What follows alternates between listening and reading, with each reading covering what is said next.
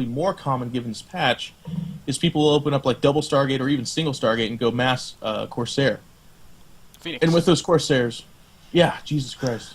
Usually don't make that Broodwar mistake, but I can't believe I just said that so solidly. Okay. I was like, you correct me, and for a second my mind was like, what? What the fuck is he talking about? I was totally right. No. Phoenix is obviously for map control, clears all the towers, clears all the overlords. But then even what we saw with Kiwikaki in that StarCraft 2 Reddit tournament is he's able to just go ahead and say, okay, you got one queen and one spore colony, and I've got 10 Phoenix. I don't care if you kill one Phoenix, if I kill your entire mineral line. Yeah. So that's when a couple of things are really important, and I want to address this first because a lot of people just don't think this way as Zerg players, and they really need to. You should have burrow. You absolutely should for your roaches. And the second those Phoenix roll in, burrow every single damn drone and let the Phoenix sit there and go, well, what the fuck do we do now? And then they go away. And that can get repeated several times throughout the game, but that's one of the most important uses of it. So the other place where this happens too is they want to pick off your queens. But queens are actually fairly inexpensive, I believe, especially if they're opening up double Stargate. Yes. It's a fair exchange. And then you just want to get out a healthy number of Hydras, but you have to know he's going Phoenix to make you go Hydras because he's then going to go Colossus. Yes. So it's very important that you are as well maintaining kind of an eye on that, which means sacking an Overlord to his base, kind of keeping an eye on that time, and you're going to get out Corruptors. And with the Corruptors, eventually you should be on 4 or 5 bases, and you should spring for 1 or 2 Infestors. Now, I'm not sure what you covered with Rhett, and I think Rhett actually likes pretty heavy Infestor use, but I'm of the peace of mind, and again, weigh this against the other pieces of ice you're getting, but 1 or 2 Infestors infesting a group of Phoenix, just shutting them down, and then having those Corruptors focus fire on the Colossus because they take very little damage from the Phoenix is a pretty good battle plan. Yes. I don't think the double Stargate Phoenix is as effective or as dangerous as the Void Ray one. Yeah, I would agree with that as well, but I do think in coming weeks we're going to see a lot more Phoenix just because of the patch changes. I think you're absolutely right. At least experimentation. But yes. Okay, so that kind of establishes the thought process that the Protoss player brings into a PvZ when he's like, okay, I'm going to go Stargates. The next thing that we need to be talking about is as Zerg players, what mindset do we need to bring, and what do we need to be thinking when we scout that Stargate or when we scout something that might imply Stargate? For example, more than 1 or 2 zealots and a blocked ramp and very few sentries, things like that. Okay, so you're talking about one base? Well, not necessarily. I mean, just what do you do if you see a Stargate? Yeah, I mean, let's just say in general. Is there a rule of thumb that we can establish right here from the get-go for what should I think when I see Stargate on any number of bases? Well, let's go about it one of 2 ways. One, the one base, you have to know if you see a Stargate that you're halfway there. If it's a Phoenix or a Void Ray, it's 2 completely different things. If it's a Phoenix, they're just going to fast expand off of it. It's not a one-base timing. They're not looking to kill you. They are looking to, again, get that map control, pick off Overlords, pick off the towers, maybe pick off some Queens, and just distract you while they expand and then tech up to Colossus or something like that. So in that situation, you absolutely can't freak out. You need to have 3, maybe 4 Queens, a natural evolution chamber. Don't rush it terribly unless they're like completely catching you off guard and you blindly open up roaches, which obviously has other problems in and of itself. And then just go ahead.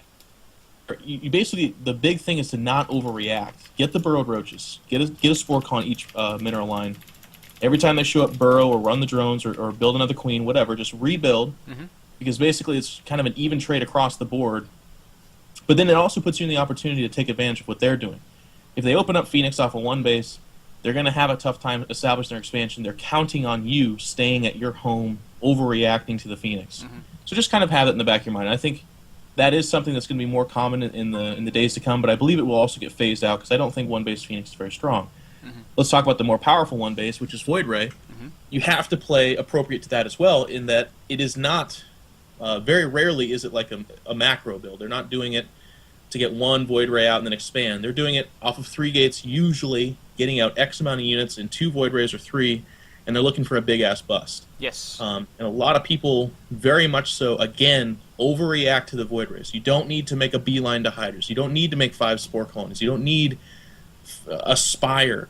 You need to remain calm, maintain your build, probably have 4 or 5 queens, literally that many, and then it comes down to transfusions and focus fire at the queens while your roaches and hydras deal with the gateway units. It's essentially a much, much weaker 4 gate, but people overreact. They throw up a billion spine crawlers, and it's basically the Void Ray that throws them for a mental loop. It's not even the composition that's so powerful. Right. It's not like, oh my god, he's got 2 Void Rays in there, it just nukes my entire army, I can't do anything about it. No. It's just that you cut units, their gateway units are dicing up your queens, and you spent too much money on spine crawlers so that they're now getting hit by the Void Rays and you're dead. Right. And that's usually what happens. Yeah, that's actually a build that you and I ran into, I think, the last time we had a little session. Yep. You just kind of walked up and crushed me with a Void Ray and a handful of Stalkers, and I was like, LOL, what do I do? Yeah, well, it's rare. It's not used very much, and that's, I'll tell you what. There's not a day that goes by where I don't lose a game. Usually to a Terran, sometimes a Protoss, where I'm like, I'm not entirely sure I reacted the best way, and I just don't know. You know, and that's kind of the fun early stages of StarCraft 2 that we're still in, where people are kind of playing their own game, and the reactions don't have 10 years of hardened testing and analysis and information being shared. You know, so we're still unrefined. Now let's talk about 2-base from the Zerg perspective. And I believe this to be the most common, especially when you have poster boys like Kiwi Khaki and White Raw making it so popular. I mean, you look no further than Machine versus Kiwi Khaki, where Machine, and actually White Raw as well, a very, very damn good Zerg, you know, one of the coaches that you actually feature in this program, was completely baffled. Completely baffled. And, you know, of course, I don't know that he'd say that. I don't know if he can say that big of a word, to be honest, but I'm not sure that he would say that. He would just say, well, you know, okay. Here's what I should have done. But he's still figuring it out. But here's the thing about that, like, the biggest thing about every single Zerg that faces Stargate play mixed into the standard, you know, Colossus Gateway army is to not overreact.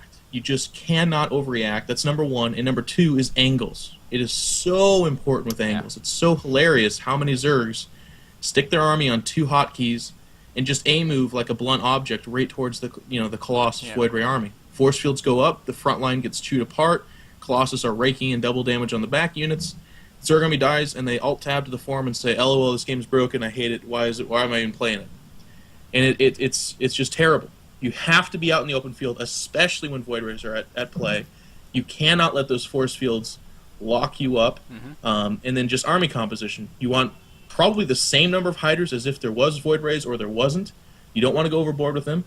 And you want to have your Corruptors focus down the Colossus and then deal with the Void Rays. Because guess what? 4 or 5 Void Rays, they're not the guys doing all the damage. Obviously, they hurt. I'm not trying to say Void Rays are terrible, but it's those 5 or 6 Colossus that are now getting longer lifespans because the Corruptors are A-moving. They're attacking everything randomly. Yeah. You focus down with those Corruptors, they will 2-shot Colossus or 1-shot them, and then they'll move on much faster. Yeah. I think that's probably one of the bigger headaches with the Void Ray Colossus thing that we're seeing is not so much, oh my god, Void Rays are so strong, and when they get to critical mass, they are quite amazing. Of course, yeah. But rather that, oh my god, Void Rays tank so damn much damage that by the time I kill one Void Ray, my whole army's gone. Well, I mean, people, you'll see it. Like, every conflict you look, and again, look no further than Machine against White Raw and Kiwi Khaki. He's got his Hydras, and he's focus firing on the Void Rays, but the Void Rays with the force field below him are just outside of range shooting roaches. So the Hydras are dancing around, and then his Corruptors are like, you know, I guess we start attacking the Void Rays, and that they're hard to actually even pick out of the group, so sometimes that's even misclicked. You have to focus down the Colossus, and you have to just attack move with your base army with a good spread. And I really like, I mean, part of the thing you can take advantage of this is that if they are adding Void Rays, typically they have fewer gateway units.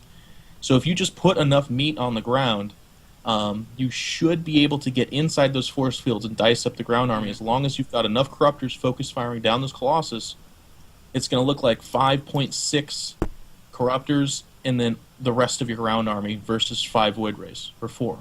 And that's a pretty good situation, especially if you're reloading. Because once those Colossus are gone, I don't care if he has 4 or 5 Void Rays and X many gateway units. It's pretty nasty when the Colossus are there.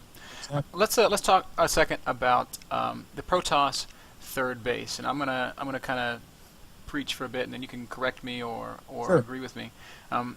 I've played against this army composition a bit. It's getting quite popular on ladder. A lot of my practice partners do it all the time, and I really feel like the Zerg player is at a great advantage if he can delay and prevent for as long as possible the Protoss third base. Now, how important is that? How realistic is it to say you can or cannot delay and prevent that third expansion? And how should we be thinking in terms of base to base? What do I need to maintain? What do I need to try to keep him from establishing? Sure. I'm so glad you asked that, because actually, like, I get really excited about these sessions. So I think about a whole bunch of stuff, but I'm not quite at the stage of proactivity yet where I write it down, so I forget a bunch of it. But you just said something where it totally spurned. Like, I just had a lesson last night with a Zerg, and basically one of my huge and again, I always feel a little bit backwards coaching these things, because actually enough people listen to this that it ends up biting my ass in the ladder. Like, everyone's like, oh, okay, here's what you do against iNcontroL, but whatever. I'd rather everybody else be a little bit better than me rule the world. The third base, in the Zerg psychology thus far, for the most part, is like completely forgotten. They're either doing a 2-base Roachling all-in to kill them at their second base, or like a 2.5 base, I guess they're kind of setting up their third, or they're doing like a 4-base versus 3-base max versus Protoss, meaning max, recycle, max, and then go. And I think that's neglectful. I think they're completely forgetting the third. Couple of things that need to be exploited at the third. One, you're going to open up with fairly early speedlings on some level. Nobody completely negates the metabolic boost upgrade. Nobody they eventually get ever. It. Right. So you don't have to open up speed. Even if you hatch first, you eventually get the speed upgrade. You also eventually should get the burrow upgrade. If there's anybody out there that's not doing it, you're not playing Zerg to the fullest potential. And with that burrow upgrade, the first, and this sounds really basic and silly and stupid, burrow a Ling at the Nexus spot at the third. You would be surprised how many Protoss, especially with this Stargate play, which some people are going to forego the Robo, whatever, even if it's just 1% of the time, you either have that Ling above ground spotting the expansion, or you have it below the ground with the potential to delay the Nexus. Yes. That is so much better. The next thing, and this is a big tirade I would normally go on for comical purposes, and I won't do that, but one of my big problems with Zergs is they are, like, you take a Brood War Zerg, and you take a StarCraft 2 Zerg. The Brood War Zerg plays Sauron style with just messy amounts of units. Hydras, Lings, Mutas. Shit is just flying at people. And of course in StarCraft 2, that's not necessarily comparable, it's not the same. No. However, the mentality of Zergs in those two games is different, and that is that in StarCraft 2 they're like, okay, I have 9 Corruptors, I have 12 Hydralisks, and I have 36 Roaches, and that is my army. Right. What they never do is they never revisit the speedling. And I'm not saying make 46 speedlings. I'm saying make 12 and have them be your expansion shock troop group. Have them patrolling around the map, closing out towers, closing out scouts, picking off proxy pylons, and most importantly, delaying expansions, namely the third. You will be surprised how many Protoss either A, never make cannons at an expansion, namely the third, or B, when they set up the expansion, they go Nexus, Pylon, Pylon, and then their army's off doing something else.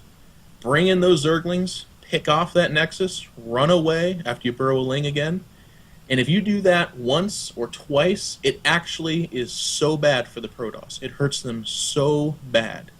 And there's a lot of Protoss that get really locked up in what they're doing because they're taking on this kind of what I call the shark mode, moving out and being aggressive.